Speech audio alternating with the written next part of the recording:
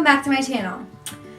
So I am going to do my September reading wrap-up. I read 8 books in the month of September. Not my best month, but not my worst. I reread some older books. I don't remember. It might have been like a 50-50, older books that I've read before, like rereads, and some books I haven't read before. But let's get into it. So the first one that I read, I actually read 2, children's books. I read Little House in the Big Woods. I don't know why, I just decided to reread the series. I don't know what made me just all of a sudden decide, but I was in the mood for it. So I reread Little House in the Big Woods by Laura Ingalls Wilder. I'm pretty sure we all know what this is about. I can't imagine anyone not knowing what this is about. It's just so sweet and innocent.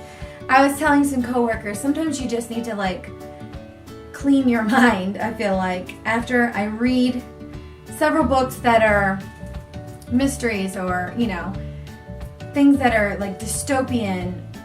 Everything is dramatic and I don't know how else to describe it. Sometimes you just need the innocence and just to kind of clean your mind for a minute to bring you back to just innocence. Because I also read Little House on the Prairie, and I believe it was in Little House on the Prairie where they build a new house, or maybe it was on the banks of Plum Creek.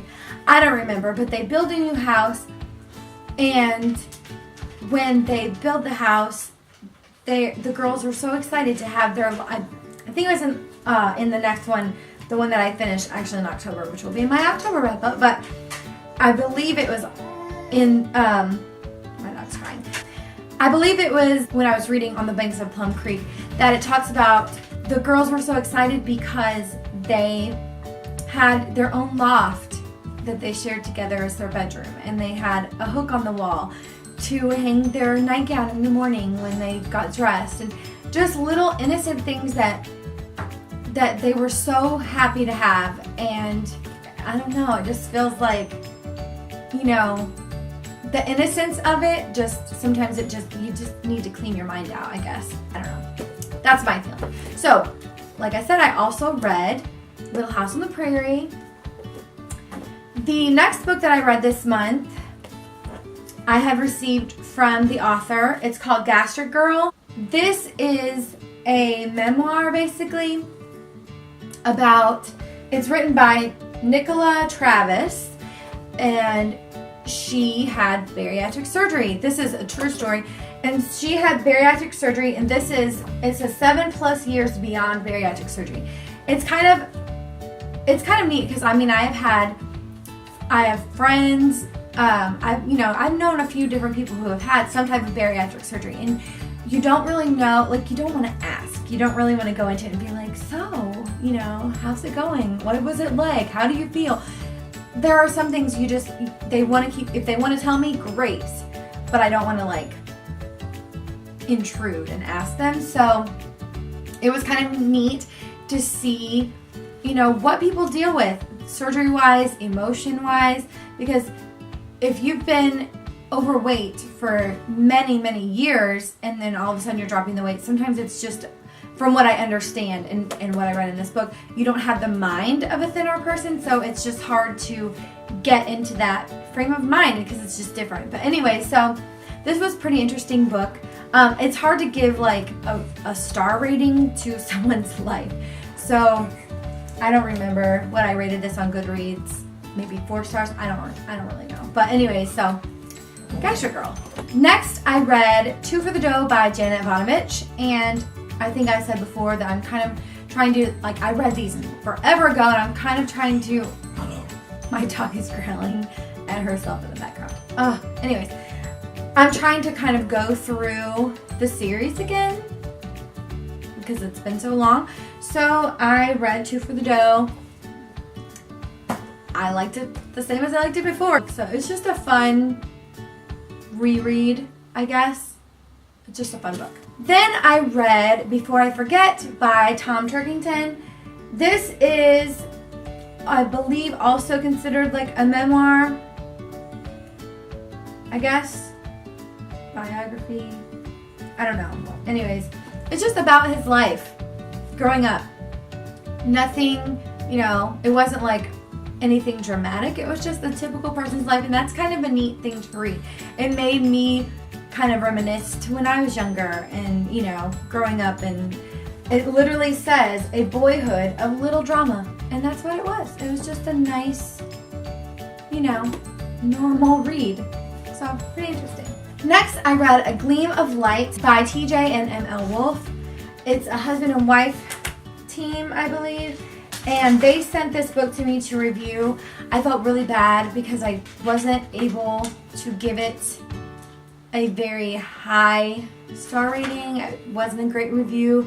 I didn't really enjoy it much at all. There were a lot of things I had issue with. I posted about it on Goodreads and on Amazon and on my blog, but I don't know. I just didn't care for it. It was about, I don't really know what I thought it was, but it starts off like in 1995, a girl, Una, or I don't know. Anyways, it just wasn't my thing. It was like an alien, supernatural, I don't know. It just,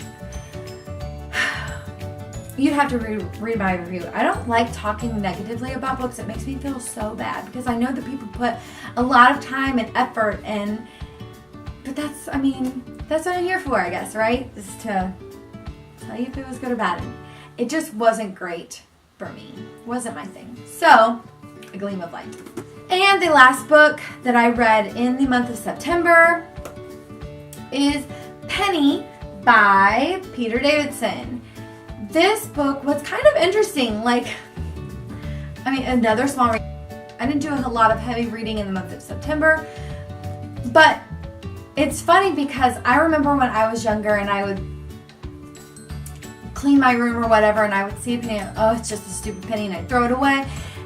Which, if you think about it, it makes you wonder. I wonder how many kids used to do that when they were younger, throw a penny away. Oh, it's just a penny, And then, how many in, the dump or the landfills or whatever, how many pennies, if other kids, maybe it was just me, I don't know. But anyways,